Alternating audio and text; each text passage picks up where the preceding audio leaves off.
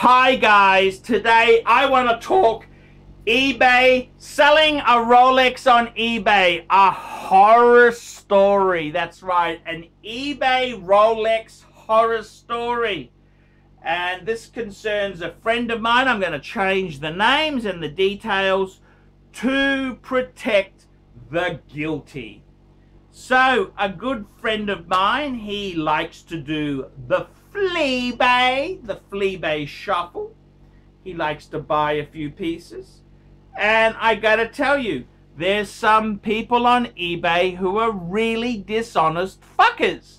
My friend was looking at pre-ceramic subs and GMT Rolexes. These are Rolexes, highly collectible, pre-ceramic. So they got the aluminum bezel and sapphire glass. You know, they're a nice kind of, they're a classic Rolex watch. And he has a look at them on the Fleabay, and the listings, all genuine, all original. And with collectors, there's a big thing with the hands and dial. If you've got a service dial, ooh, not so good. If the hands have been changed, a lot of collectors, a lot of these older Rolexes used to use tritium dials. And tritium itself there is a little bit radioactive, you know, tritium. And over time it'll develop a patina and it will age. Later on, early 2000s, sort of Rolex changed over to Luminova, which was a new material to get the wristwatch to glow in the dark. Now, the funny thing is, when I was a lad in the 90s, everyone wanted Luminova. Now everyone wants tritium because they don't make it anymore. It's just crazy. I always seem to have the wrong one, okay? I always seem to have the wrong one at the wrong time. So, yes. Anyhow, my friend he bought a Rolex. He bought a couple. Let me run these horror stories by you. eBay buying horror stories. Horror story involving Rolex watches. So he's bought two watches, and the first one comes in, and he's got a dealer friend who looks at it. And a quick plug, Sydney Watch Exchange. There you go, Sydney Watch Exchange. Anyhow, he had got Sydney Watch Exchange to have a look at it, and the guy goes, something's wrong here. I just can't put my finger on it. Something's wrong here. This was a Submariner. And then finally, the penny dropped. The back on the watch was actually a GMT back. So it was a Submariner with a GMT back. So you can imagine this is a real fuck up, that's for sure. And that's just a disaster, just a real fucking dog's breakfast.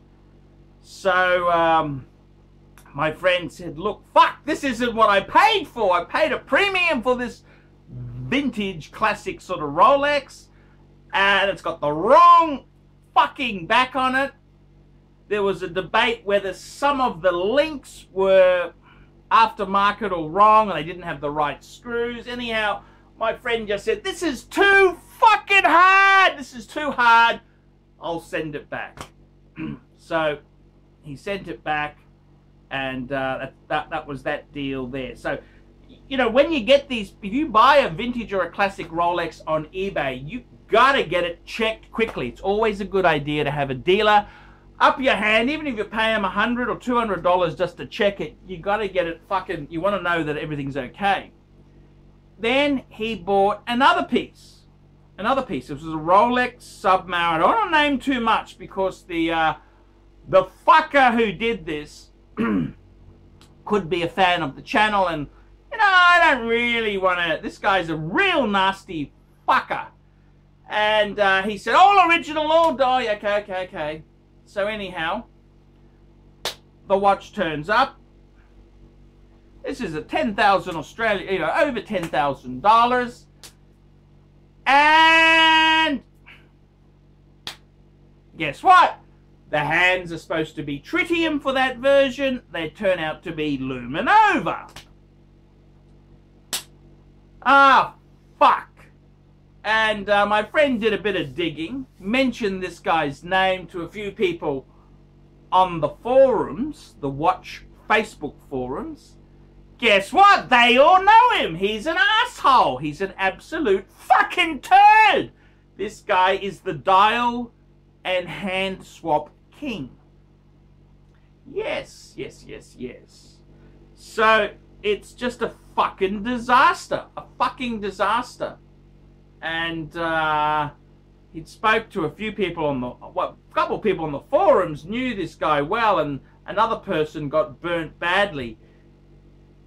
Apparently, this guy had also, as well as selling on eBay, he buys on eBay. He bought a watch on eBay, and then he tried to sell it, couldn't sell it, and then put a return in because it's not moving, which is completely unethical and wrong. And you know what happens, don't you? It's just always just nasty fuckers. Karma has a way of getting back to you. Anyhow, my friend had bought this watch and the hands were supposed to be tritium, but they were luminova. My friend said, look, I'm not happy. I want to send it back. Okay. So you go through eBay's system, and eBay itself there, they have special, they've now streamlined the return process. They print out a tag. You've got to send it back by parcel point. Parcel point. No worries, we'll get this underway, get this thing out of my life, get the money returned. Guess what happens? My friend takes it down to the parcel point, gives it to them, they scan it in, ding, it's all done, gone. Okay, return is happening. Then a couple days go by and it hasn't been delivered. You guessed it, it's been stolen from inside parcel point. Holy fuck. Holy fuckaroonies! Pinched us. And it's an absolute disaster. So eBay has requested it goes back by parcel point, and it gets swiped.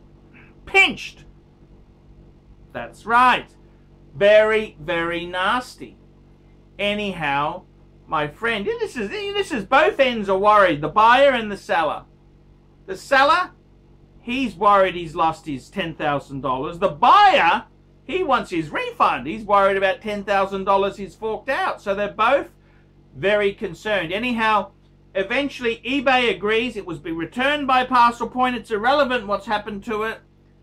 They will give him a refund. And they also tell him that the seller will be getting a refund too. But the seller, starts to get abusive. Why did you send it back parcel point? That is a fucking stupid way to send it back. Really nasty, abusive, threatening, just very, very heavy-handed. And my friend started to get worried, thinking, fucking hell, this guy's a lunatic. And it's a very, very tricky, nasty neck of the woods. What do you do? What do you do? What do you do indeed? So my friend there, he kind of said, look, this is fucking way out of my pay packet, way out of my pay band. I just want my money back. I don't want to be involved with these low rent fuckers. Now the question is the seller double dipping, saying, hey, the seller might get a refund, but he hits up the guy who bought it, make him feel bad and say, hey, you chip in a couple grand. Who knows? These guys are fucking nasty crooks. Fucking nasty crooks. They get heavy-handed. They get nasty.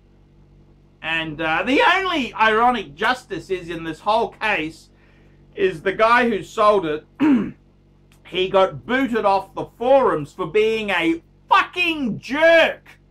That's right, he got booted off the forums for being a fucking jerk. And yeah, that's kind of how it goes there. But eBay itself there, man, eBay's good for $100, $200 items, but for expensive things, it's not so good. Not so good. So yeah, I don't know what the answer is there. It's very, very disappointing to say the least. Very, very disappointing. Got to be so careful on these things on the Fleabay. You got to be careful on the flea. If you're buying and selling things, you want to be a bit careful. They some of these sellers can be a bit nasty. So that's an eBay horror story. The good news is that my friend who bought the watch, he was refunded. I don't know whether this guy did get his money back. That was the seller. I don't know whether Parcel Point found the parcel. He was just so abusive. My friend just got the shits with him and didn't want to fucking hear a bar of it. But there you go. Sometimes you want to be careful. If you're selling a very expensive item, sometimes eBay and Craigslist may not be the best way to go. I'm Paul Pluter. This is the Paul Pluter, the ArchieLuxury and the ArchieLuxury corporate channel. Tell me what you guys think of that.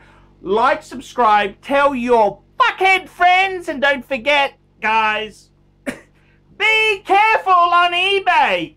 Be very careful on eBay. If you got any eBay horror stories, email me. My email address is in the description below, and tell me your horror story.